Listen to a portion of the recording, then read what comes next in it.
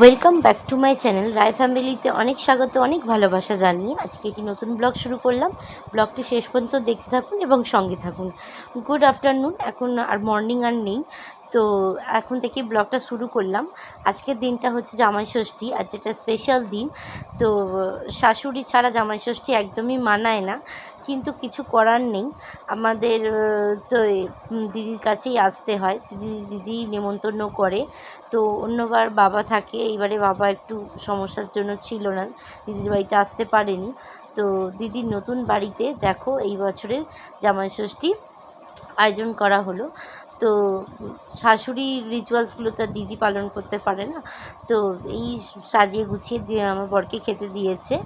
তো শাশুড়ি মা ছাড়া জামাই ষষ্ঠী একদমই মানায় না।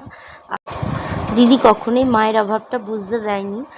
তো দেখো, কোনো বছরই মনে হয় না যে মা নেই জামাই ষষ্ঠী পালন হবে না, এরকমটা কখনোই হয়নি। প্রতি বছর বাবা নেমন্তন্ন করে। তো দিদি বলল কোনো কিছু ফল টল কিচ্ছু কেটে দেবো না, সবই গোটা দেবো, শুধু দেখা একমাত্র কাঁঠালটা দিতে হয়, যেহেতু ওটা মানে ছাড়ানোই আর কি কিনতে পাওয়া যায় সেই জন্য।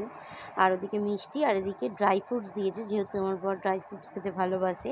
তো সেই জন্য দেখো আমন্ড বাদাম, কাজু বাদাম, কিশমিশ, তারপরে হচ্ছে থামস আপ, নিমকি, তারপরে হচ্ছে ছোলা, বাদাম, এগুলো দিয়েছে। সবসময় বলে দিদি যে তোদের যেটা প্রয়োজন সেটাই নিবি। তো আমাদের পছন্দ মতোই আমরা জিনিস নিই প্রতিবারে।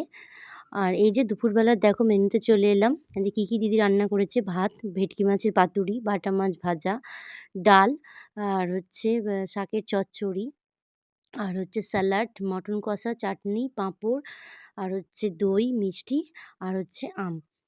তো চলো সবাই জমিয়ে ভালো করে দুপুরের খাওয়া দাওয়াটা করে নিই, তারপর পরে আসছি। পুদিয়ে নেবে তো মোমবাতিটা। Happy birthday to you, happy birthday to you, happy birthday dear Bulti Pedi, happy birthday to you. সেই দুপুরবেলা ভিডিওটা অফ করেছিলাম খাওয়া দাওয়ার সময়, তারপর আর অন করতে পারিনি, মাঝখানে একটু ঘুম দিয়েছিলাম, ঘুমিয়ে পড়েছিলাম। তো তারপর চলে এলাম দেখো সন্ধেবেলা, দিদির ২-১ দিন আগে জন্মদিন ছিল। তো আমরা দিদিকে চমকে দিয়েছি আর কি, এটা কেক নিয়ে এসেছি, দিদি জানতোই না।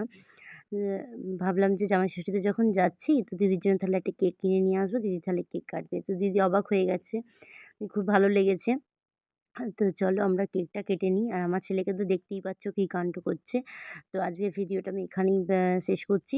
যদি ভালো লেগে থাকে তাহলে অবশ্যই একটা লাইক, কমেন্ট, শেয়ার করবেন। আর তো আজকের মতো tata, good night, bye bye বন্ধুরা।